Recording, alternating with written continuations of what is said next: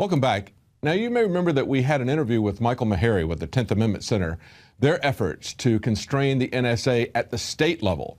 And we see that there's a bill that's been introduced in Washington that has bipartisan support, as well as the ACLU joining in. So we have support from a broad spectrum of people. And we're going to talk to one of those co-sponsors. He's Matt Shea. He's a Spokane Valley representative in the state of Washington, District 4. Welcome, Representative Shea. Thank you for talking to us.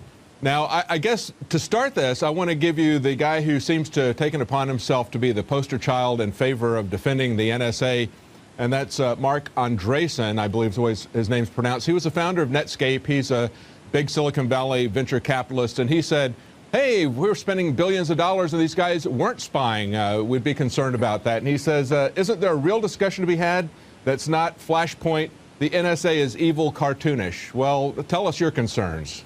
Well, first of all, thank you for having me on. And second, secretly spying on your own citizens without due process is the very essence of tyranny. Yes. That is just incredible we're even having this conversation today. Clearly, the federal government, the three branches of the federal government, aren't going to restrain themselves. Therefore, it's left up to the states to restrain the federal government.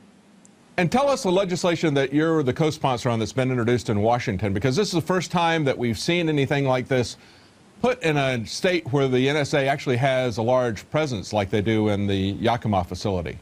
Well, first of all, the federal government is an agent of the states. I mean, the states are what created the federal government, so it's left up to the states sometimes to restrain the federal government when they clearly aren't going to. House Bill 2272, the Fourth Amendment Protection Act, does 5 things. First of all, it stops any support or assistance for any state agency to the federal government regarding spying on our own citizens without a warrant. The second thing that it does is it deprives the federal government of any ability regarding contracts and regarding the state funding or using any funds, assets, anything like that to help the federal government in that spying as well. And then next, it deprives local governments of grant money to do the same thing. So that's the first 4 parts of it.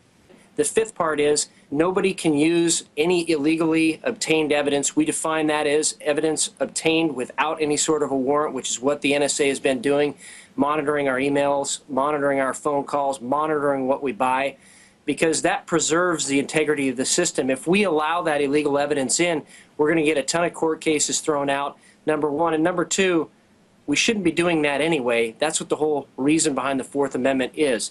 General warrants were condemned by our founding fathers, most notably James Otis, and among many others.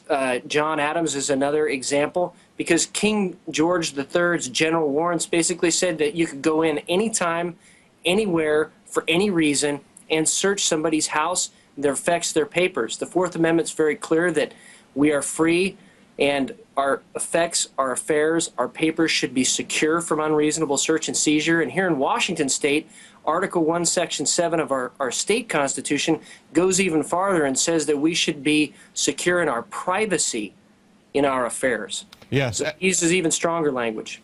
And when we talked to William Binney, he was very clear that according to internal guidelines, the NSA is maintaining that they haven't really seized your data or taken your data or searched your data as long as they keep it and as long as they hold it, and they can even turn it over to the FBI or Homeland Security, and they still don't consider that they have taken it. They're playing those kind of semantic games with us, and your bill specifically addresses metadata, because that's another semantic game they want to play with us. It absolutely is, and in fact, it goes the other way, too, with state agencies, most notably the Washington State Patrol, in conjunction with the Fusion Center here in Washington, where they are working to monitor citizens. Most recently, the Million Mask March that happened here in Washington State, they monitored that, and then they went and shared that information with the federal government. This bill would put a stop to that and imposes 3 specific penalties.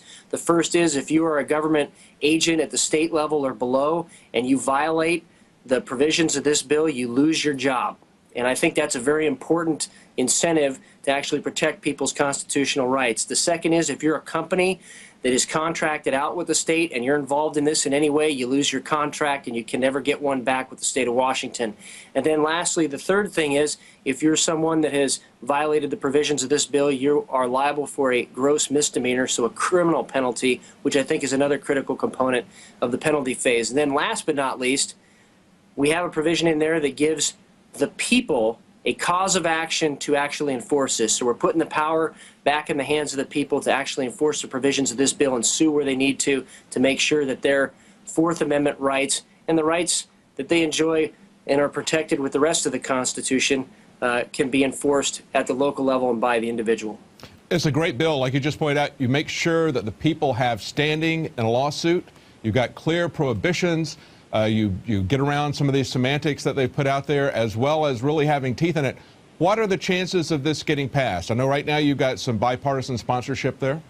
We do have bipartisan sponsorship, and that's one of the key things, that the issues of freedom and liberty, they cross party lines. And so we do have bipartisan sponsorship. We've been working with both the 10th Amendment Center and the ACLU to make sure that we get appropriate pressure put on to get this a hearing. It is currently in the Judiciary Committee in the House of Representatives. The chairwoman is Lori Jenkins, and we have a phone number for her for your viewers and listeners so that they can actually call and help put some pressure on her to give this thing a hearing. And yeah, let's get that out. We wanted to do everything we can to help get this passed. What's her phone number? Absolutely. Her phone number is 360-786-7930, 786-7930, and it's Lori, L-A-U-R-I-E Jenkins, Jinkins at leg.wa.gov. Well, that's great. Is there any other information that you can give the audience that things that they could do to help move this along? Because this is very important, because other bills have been introduced in other states, but in some places where they don't really have a facility, an NSA facility like they do at Yakima, this could really have some real effect there.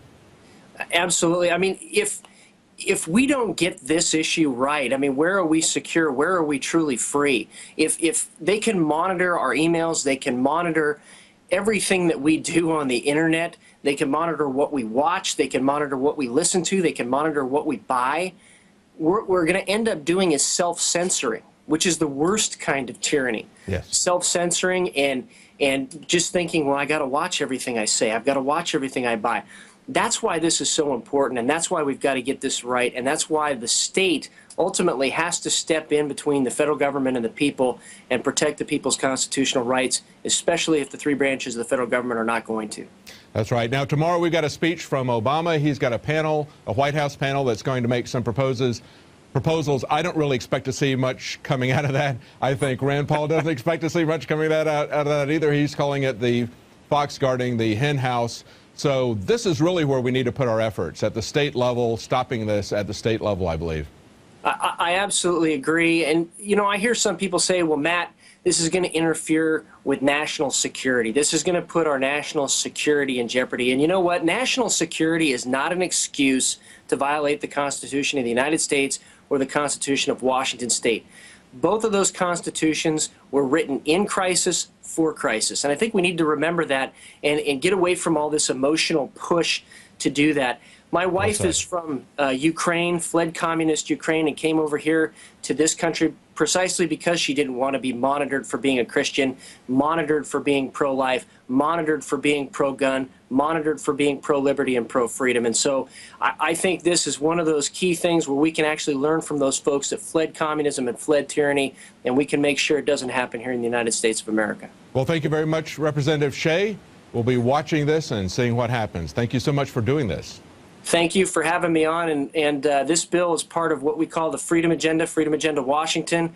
The globalists have their agenda for tyranny. We have our agenda for freedom, and you can go on Facebook and check out Freedom Agenda Washington. That's where we post about all our bills going forward. Great. Thank you very much. Thank you. Good luck. Bye-bye.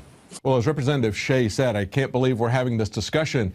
This is a discussion we've been having in InfoWars for quite some time. It's a reality that's been around for quite some time. Finally, it's coming to light, so finally we can do something about it, and it's great to see that there are state representatives like Representative Shea and others in Washington who are doing something about it. It's a bipartisan effort.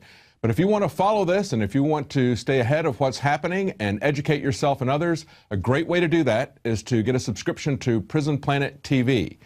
10 other people can watch at the same time that you're watching. It's a great way to educate others, to spread the news, and to support this operation. Well, that's it for tonight. We'll be back tomorrow at 7 Central, 8 p.m. Eastern. Tune in to PrisonPlanet.tv for an extended broadcast. Now you can watch The Alex Jones Show live as it happens at Infowars.com/show. You'll find links to all of our content there and a free 15-day trial for Prison Planet TV. More than 60 movies and documentaries all in one place at Infowars.com/show. Symbols are powerful, and the globalists have hijacked the symbols of America. They've turned them into their own symbols. Well, we are restoring the idea of the true republic, not the counterfeit globalist empire, by promoting the icon George Washington and others. That's why we're rolling out an 100% made in America line of incredible pro-liberty apparel. We are repopularizing liberty. We are helping fellow Americans rediscover what made this country great. We are the spirit of 1776. We are 1776 worldwide. We are all brothers and sisters in arms in the animating contest of liberty in the long march towards humanity's ultimate destiny of freedom. Visit madein1776.com today and vote with your dollars to promote truly made in America, high quality products, and promote the ideals of liberty.